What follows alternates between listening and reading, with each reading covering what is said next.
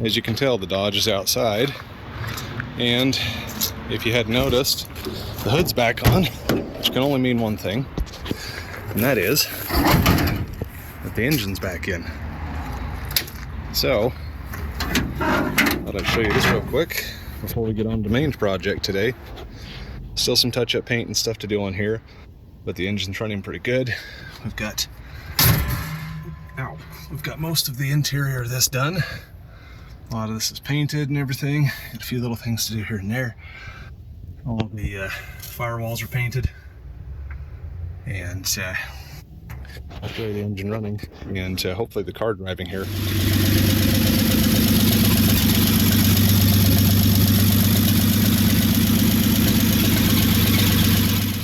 This is today's real project. Preparing the trunk pan. So I didn't know that we had more of this to do.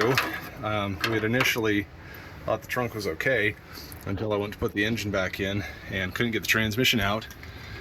And I kept pulling up on the transmission going, why is this so heavy? Well, what had happened is the shift pawl had punched a hole through this rotten section of the floor. And yeah, it was stuck in there. So I needle scaled this. And unfortunately, it also dumped all the oil from the transmission in here too. So that's another problem all in itself. But when I needle scaled this, it opened up all the little hidden areas. Now, as you can see, we've got these big old reinforcement straps in here, and they're in okay shape. They need to be painted and sandblasted and all that, but they're in okay shape. The main problem was some of these have a type of a tube nut that goes onto the gas tank straps, and gas tank strap broke on one of them. So yep, guess what? Will work. Gotta fix this because these were all rusty. I ended up having to cut them off. So I'll have to build new pieces for this, do these on the straps, or get new straps, and replace these broken bolts. Come on, fight! I'll build some new ones of this, and these go right in here. So that tube nut sticks down and it threads onto the gas tank strap. This is our filler neck rubber, and yeah, she's a little crusty. What we're gonna do next is template all this. Let me show you what I do for templates. So I raided the cabinet in the kitchen, and you know, we've got some protein bars and you know, some refried beans and tomatoes and all sorts of stuff, but I'll trim these back and then tape them together, and these make excellent templates. These boxes are thin enough that you can form them a little bit, or you can roll something on them and get the impression of it and then trace it. Alright guys, we got the basic shape of this done, so save your cereal boxes. They are very handy. Now, what I don't have done is I don't have the hole for the cover here. It goes somewhere in there, but you know, we'll find where that hole is and we'll get that knocked out. And then once I get these straps removed down here, then we can start doing details like this, marking this, and then the depressions. And then we've also got these horizontal ribs in here for strength ribs, and we'll need to recreate those so that those look as close as possible to the factory as we can get them. And then I think what I'll probably do is after I do the chassis saver in here to protect this, I might just go back through and redo the undercoat. I'm debating on whether I should do the tank or not, because that kind of makes a mess, and if I need to service that tank for any reason, then that could cause us problems. So I'm not a big fan of undercoat all over gas tanks, but it does need protection. If you order a new one through like Mopar Pro or somebody, they'll come painted. So we at least need to do that, because that's just raw steel. But yeah, here we go. Next thing is going to be rubbing on this, kind of like rubbing a pencil over it, but I usually just use my dirty hand. And then we'll find those holes, ribs, and all that kind of stuff. So I'll bring you back when I've got that all laid out too. All right, here's what we're looking at. This looks like we got the leprosy or over here or something, I don't know. But I'll try to get the light in here, show you what's going on. Pretty bad, pretty bad. And I haven't even got all the holes marked, but it doesn't matter. As you can see, at least up to there is going to have to be fixed. And you can see right there underneath that strap, I wouldn't even want to try and weld to that. That's going to be so mealy. You know, anything which you've got like right here, where that's starting to peel off and get all flaky, you're not going to be able to weld for that to that for nothing, you know. That's not going to work. And we don't want to be messing around any more than we have to, but that's what we're looking at. So template turned out good. I'll show you where we're at so far. So that's what we're looking at. I've got a piece of galvanized here. I don't know if it's big enough. Oh, excuse me, not. I've got a piece of galvanized here. I don't know if it's thick enough or not, or if I want to use galvanized, but if I had to replace the entire trunk pan, we've got enough to do it. So what I'm going to do now is just cut a little section of this out where it's rotten, and then put the gauge on it. I've got a sheet metal gauge. I'm going to put on that and just see how thick this is. Of course, we've lost some thickness over the years, but I would guess this is probably 18 gauge. Okay, so I'm going to call this 18 gauge. You can probably see here that it says 18 down there, but it's a little bit of a loose fit. But you got to understand, this is 76 years old, so let me just move this light a little bit. And I'll kind of show you what I'm looking at here. I've deburred the edge of this as well, and then there is undercoating on the back. I've had to scrape that off so we don't get a false read on this, but you know, right here the 18 gauge fits pretty stiffly. 16 gauge, it's like a hot dog in a hallway. All right guys, here we are. Everything is kind of prepped, and I ran into an unexpected issue here, and found out after I needle scaled these that they are actually welded in 3 places. So this one did not want to come out, and we had to use a few different methods of persuasion, and so it's a little bent. We'll have to straighten that, but that's not a big deal. This other one came out just fine, but didn't have any issues with this. And in fact, surprisingly, that's not even rusted there, and that's bare metal. That's not even painted. But down here is a different story. That being said, where these are welded, basically plug welded, that's going to make it difficult to paint this, because when I paint this and then put this back and weld through it, it's just going to burn it off.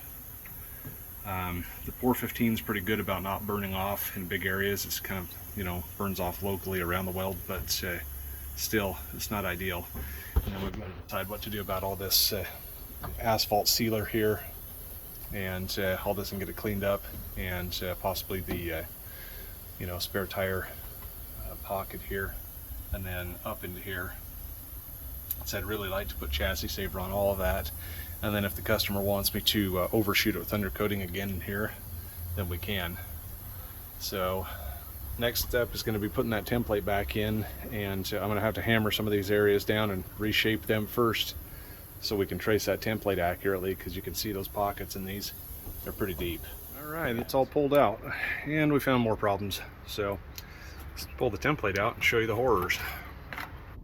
I made the template for the entire trunk, and then I just cut that back where we needed it. But this template will also fit my other car, my 46. So when I'm done with that, then I can just tape it back together. But I discovered this piece here. I don't know if this is some sort of a reinforcement or where this goes. We'll have to flatten that back out and weld that before we put the floor down, but no biggie. But right here, I didn't see this before. And there's more over here too. And the needle scaler punched a hole right through that. So that just makes more fun. And what I'll probably do is get this lined up and made, and then abut it to this, and then I'll come back with a piece of metal and set it in here and trace it and trim it and all that stuff. But I think I'm going to make that out of 2 separate pieces, because that's going to be a pain in the butt. we do need to get this cleaned out, which I'll be doing today, and then we'll go back and clean the pump and all the lines again. But I just had to have this car running under its own power so it could move, and the gas can wasn't cutting it.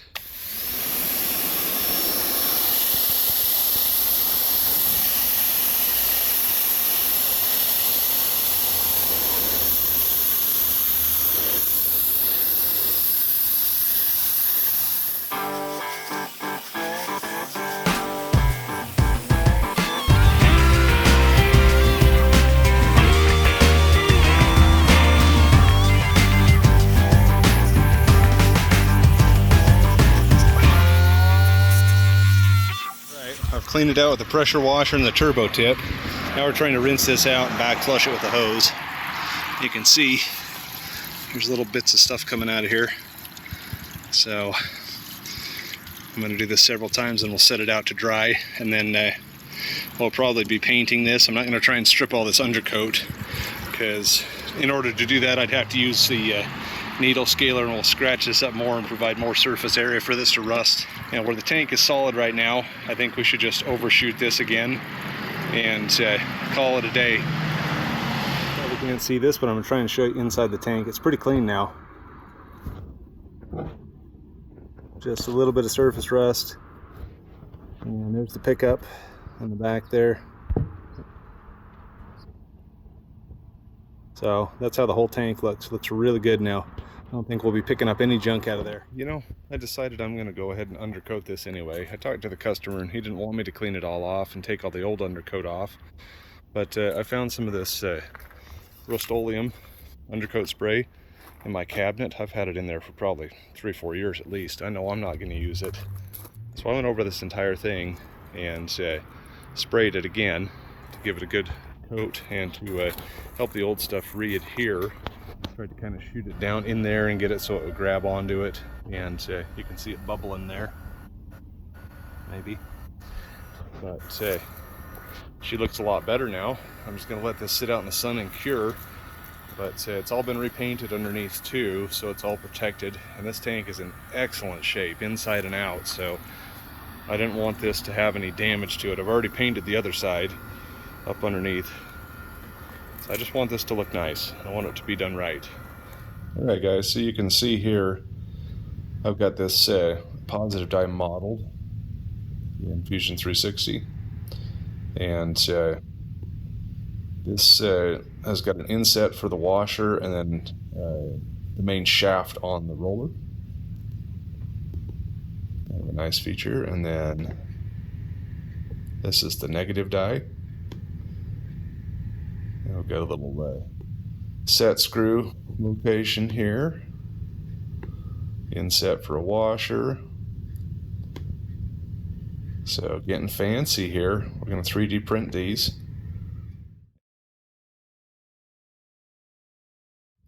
I've set the infill on this to 30%, so it should be pretty strong. But we'll see if they hold up when I roll a bead with it. So I ended up being short on material for dies, so I hopped in Fusion 360 and drew up some bead roller dies. This is the positive side. I already made one out of Delrin, but I think our angle is just a little bit off. So I'm 3D printing another one with a 50-degree angle, and we're going to see how this does. And meanwhile, I've got some more Delrin on the way, so that if we need to go that route, we can, and I'll have it for other projects if not. But I think this is turning out really good. Well guys, I think it's official. The shop has been hit by a hurricane. Maybe we need to pause this project for a minute and clean up. That's not what I came out here to show you. I came out here to show you this. These are our 3D printed dies, and this is our first test roll with it. This piece of metal is a little bit bent on the edge, so don't mind that. But I compared this to the original piece there, and those line up pretty good.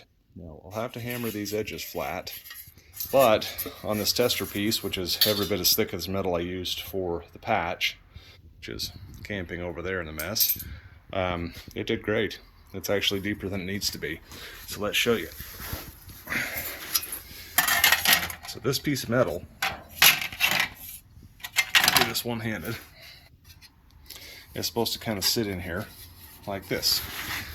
And she sits basically even with the top of this plate. And then when you get down to the edge there, it takes a little step up and sits above the surface. And that is right here. So this is just a very slight depression, if not just rotted away. I'm going to roll it. It does look like it's rolled on this side here, but it's not nearly as deep as that. So that's what we're trying to accomplish here, is to replace this section here and have this sit just slightly above. It's probably halfway through the thickness of that, if I were to guess. And then this other section sits below. And you can see here why we've taken this panel out. Once again, I'll show you this. She is pretty nasty. This is all hidden. You couldn't tell because of the undercoating, which has been the theme with this car. Now, another thing I wanted to show you on this panel is this piece here. I didn't realize this was here, but this is just a little lip essentially for this to rest on. And I thought, you know what, if I can get this off in one piece, there's no reason we can't reuse that, because I'm just going to have to create a strip anyway. So I'm going to take this off carefully and clean it up and re-weld this back in with the TIG welder if I can, and just save us some effort trying to guess. And where this is the original piece, it will fit perfectly back in place. So I think that's what we're going to do. Alright guys, I got the Nylotron in the mail, and we've been hard at work carving this down into a die, and look what we've got here. Obviously I've used that die a little bit. This stuff is so freaking hard, it's like, I don't know if you can hear that, but it sounds like ceramic. But that's not really what I wanted to show you. I wanted to show you our tester panel. Look at that, and look at the end profile after just a touch of hammering on these edges here. Look at our edge profile after just a touch of hammering these edges flat. Not much. They always bow some when you do these bead rolls on these. But this lines up absolutely dead perfect with this panel. Alright, so as best as I can hold this with one hand, look at this corner here. This is not cut straight across, so this is just a scrap piece of metal. But look at our bends there, and the width and the depth of the channel. This is absolutely perfect for what we're doing. So that's going to work out really nicely. This only took a few minutes to roll this, and we can do full depth like here, and I can do half depth for the upper section, no problems. We'll just measure it as we go. The next thing to do is going to be to get this piece loaded up in the bead roller. We'll get those beads rolled, and then we can start using the planishing hammer, fixing that corner, and then getting it fitted in the car. Unfortunately, it is raining today, so I'm not going to be doing any welding out there today. We're getting this fitted. I rolled all this, and then this turned out to be too deep, so I had to back hammer it. Then I realized this was actually bent, and then with the bowing from this being rolled, it really compounded the problem. But when I clamped this bar to the sheet metal in a couple of spots, it flattened right out. This looks ugly underneath here because it's got some galvanizing and paint chipping off. We'll go through and sand this all down and stuff when we're done, and then of course paint it. But this is how it looks when you're first starting to do these body panels. Sometimes they're ugly, but we'll get it looking nice, and get these other beads rolled in, stiffen this up a little bit, and move on. And then the other critical thing is to make sure these two are aligned, and also that this stuff is aligned with the holes in the other big plates underneath. So I'd hate to weld this in and have this all done and then not have it aligned. So we're definitely going to go check that in the trunk after we get some more done. And then if we have to adjust this deep spot over and slide this back or something. All right, after some trial and error, I finally remembered a little trick to get this indentation to shift up on a dog leg. I don't know if you can see that from the side there, but what I've done is take piece of bar, round it off around all the corners, and then support back here and hammer down gently.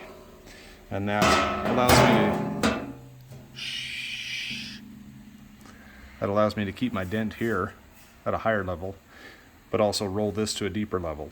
So I rolled this first, then I rolled this more shallow, then went back and shifted this, and I'm re-rolling it now to redefine it. And I've tried the metal in there, that shiny bar, and it fits great. And I really like how this side turned out. The other side's going to have a few little hammer form marks. I've sanded out as much as I can. The paint should fill that in, look nice when we're done. But the last thing to do is to do these rolls. Roll these beads up here and this one here. And then we're going to take it over to the planishing hammer and get our curve and get all this ugliness here turned into a nice smooth corner. Even though it's been kind of a pain in the butt and a learning curve, remember some old tricks. So that's always a nice thing, and puts one more tool in the toolbox for us, doesn't it? Guys, the big reveal. Ooh, she's looking pretty good. All of our shizzle lines up for the most part. This is cocked a little sideways in here because I haven't got the bend finished here, and obviously it's on the outside of this instead of under the hole right here. But yeah, not too bad. Once we get that turned a little bit, she'll fit right in. I've got some more work to do around this corner. Unfortunately, the planishing hammer took a big old poopy on me, and that is not cooperating, so having to do all that by hand. I'll go through and work all this until it's flat and looks nice, and we'll get rid of all that paint in there. But all in all, I think it's turning out pretty good. All right, guys, it's been a crazy couple of weeks, but we're back on this panel, and I made myself up a couple of dollies here to make this a little bit easier since the planishing hammer died. Now I've gone through and shaped this. These are all just Scotch-Brite marks, and I think that's turned out really nice. That curve's looking good, and fits in the trunk pan very nicely. So the next thing we're going to do is work on this little area here, and we'll have to weld these up, and I'm going to have to paint the back side of this too, because I didn't paint that yet because it's going to be pounding on it. And the crappy thing is we can't get to the back side of this, and so I've got to paint it before I weld it. Some of that is going to get burned off, but it's going to have a lot more protection than it did from the factory. So it will look just like the rest of this with that black paint on it. That is chassis saver. So the next stage is going to be fitting this into the trunk again, and then we'll start welding, and then the piece that goes along this edge right here, I'm going to make that up. It's going to taper to match this, and then it's going to come across and then end somewhere in there. And then we're going to have to repair the seal for the trunk. And then we're going to have to repair the little lip. It's kind of a C channel for the trunk seal, so we can get that sealed up. So we don't want to take a chance of rusting this out again, even though it'll have chassis saver on it. I'm planning to shoot the entire trunk. Whether or not that's a good idea, I don't know, because it has had some dust and grease and whatever inside of it, but I will be cleaning it. So let me step you outside here and I'll show you where that's at. All right, you can see in here we're gonna have to put that piece in there. Maybe you can't see, it's right here. I'll just use this as a template, most likely add a little bit to it so we've got extra. Then I can trim it to fit, just in case my cuts on that other floor panel area in here isn't perfect. And then you can see, once again, this lip has been restored. And then this will need to be fixed. So that's what's next. All right, guys, I hope you can hear me over the welder. I don't want to have to get up there and fuss around and turn it off, but we're all tacked in for the most part, except for over here, which I'm going to lay the original floor pan down over and just double check my bends here before I start welding up these little fingers. and make sure that's good to go. I've got that bar set in just to check it. That looks really good. I haven't got the other bar straightened out yet, so I didn't set it in. But I'll give you the overview here, show you where we're at. Bends turned out really nice. I hammer formed all of this and then went back and dollied it all out, and I think it turned out really nice. So there we are. Bottom is all painted, but we'll have to go back over the areas where I weld and all that jazz, which I already knew, because there's no way to get to this panel easily anyway back behind here. I mean, I'd have to be reaching all the way up in with a paintbrush, and I'm not doing that. I couldn't be sure I'd get it all. I will go back and touch up that weld up in there, but anyway, I just wanted it protected from both sides. I've still got to sand the whole bottom of this and then shoot chassis saver on it. So there you have it. All right, well, we're making progress here. I've got all this welded in, ground up. We've got a few spots to repair. I had to cut this in a few spots because it wasn't bending the way that I wanted it to. But where I cut it up here, you can't even tell. I'll have to go back and grind all these. They always look terrible when you're first fitting and stuff. And then I've got this piece fit in here. I've got some adjusting to do down here. The goal is to make these welds seamless. So you can see up here where I've ground, it's pretty much invisible.